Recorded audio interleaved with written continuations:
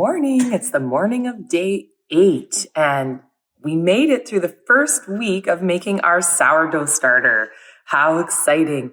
So today I really wanted to talk to you about some important things that I think are very important to understanding why we're doing what we're doing. For me, it was really important. And if you're one of those people that needs to know why, I think probably when I was a little girl, I must have drove my parents crazy because I always like to know why. I want to understand why I'm doing what I'm doing. And what I found with helping my friends out with making sourdough too, is they were always asking questions. And once I explained to them why, and they understood why they were doing things, the questions decrease. Because when you have an understanding of why you're doing something, then you can actually be much more intuitive in your decision making, and you'll feel much more confident that you're getting things right.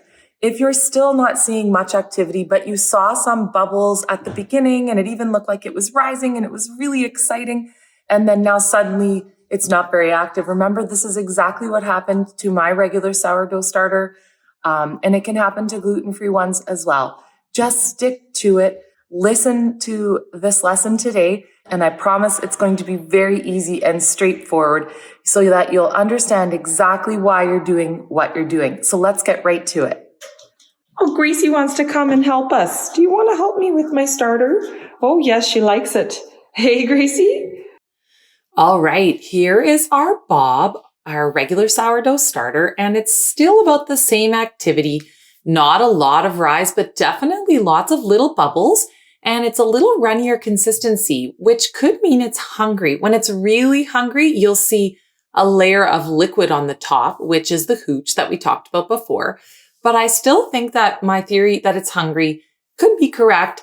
So I'm going to increase the ratio just a little, and I'm going to have it be 4 parts of food to 3 parts of starter. Now you could keep it as your 30 grams and feed it 40 and 40 of water and flour, but I'm going to double that so it's easier for us to see, but it's the same ratio, so it won't change anything.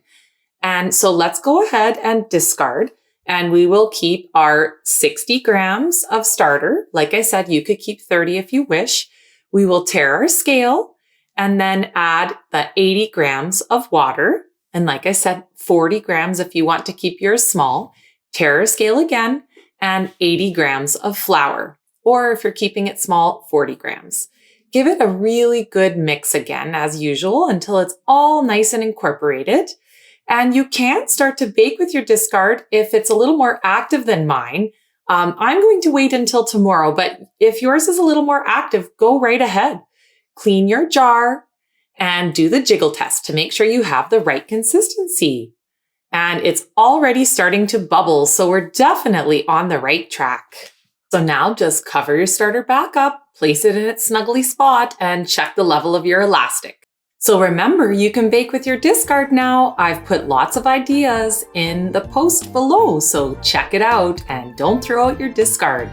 And if you do make something, I'd love to see a picture of it in the comments. And we'll see you again later on when we'll feed our starters this evening. I hope you have a wonderful day.